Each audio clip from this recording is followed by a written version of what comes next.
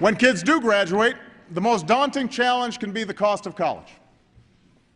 At a time when Americans owe more in tuition debt than credit card debt, this Congress needs to stop the interest rates on student loans from doubling in July. It's not enough for us to increase student aid. We can't just keep subsidizing skyrocketing tuition. We'll run out of money. States also need to do their part by making higher education a higher priority in their budgets. And colleges and universities have to do their part by working to keep costs down. Recently I spoke with a group of college presidents who've done just that. Some schools redesign courses to help students finish more quickly. Some use better technology. The point is, it's possible. So let me put colleges and universities on notice. If you can't stop tuition from going up, the funding you get from taxpayers will go down. Higher education can't be a luxury.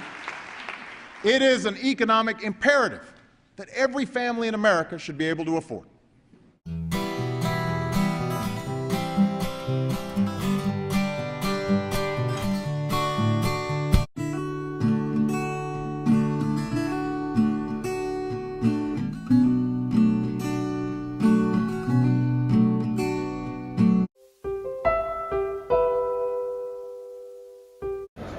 No. I'd like to first find something entry level and try to make some money to save up for law school and eventually go to law school. So I guess if and when I go to law school depends on how much money I can make right after graduation.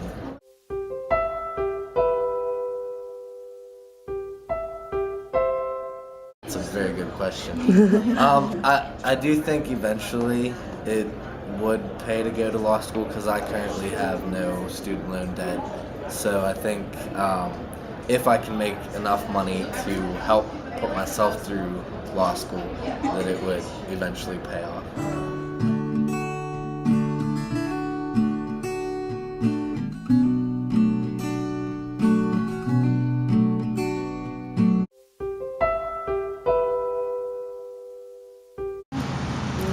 Something around there.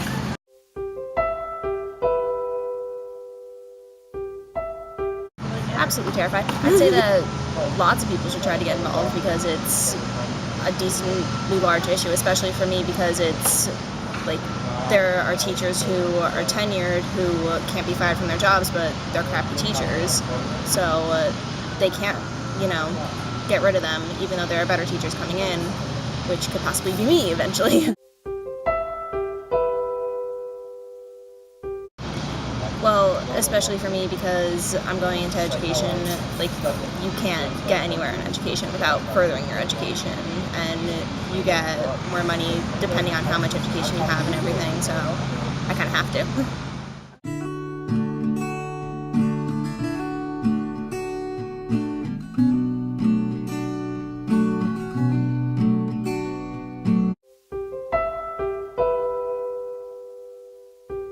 I did not.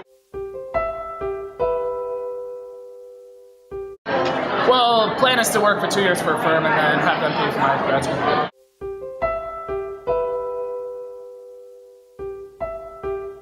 Most definitely, you need a competitive edge, and it seems now that having a college education is a cost of getting a competitive edge, but I think that is definitely worth it.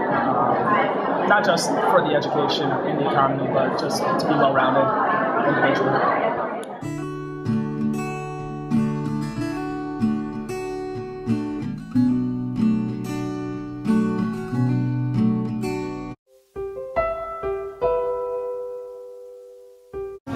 No, I didn't. If I can't find a job within the extra year that I'm gonna have from graduating early, then I'm gonna probably go back to school for law or something.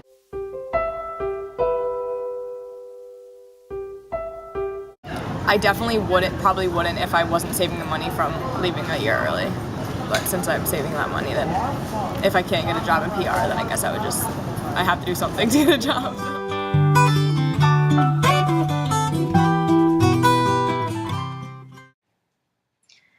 The first graph shows the relationship between the yearly earnings of college graduates, represented by the pink line, versus high school graduates, represented by the blue line. In this situation, there are two costs of going to college: the direct costs, such as tuition, housing, and textbooks, and the opportunity costs, which would include not spending the extra 4 years to work and earn income. The direct costs of going to college are depicted by letter X, and the opportunity costs, the money I could have earned by not going to college and working instead, for example, are depicted by letter Y. Letter Z, the space in between the college and high school lines, represents the extra money earned by going to college. In other words, these are the benefits of college. If Z, the benefits, end up being greater than X and Y put together, the costs, then the answer is yes, college pays.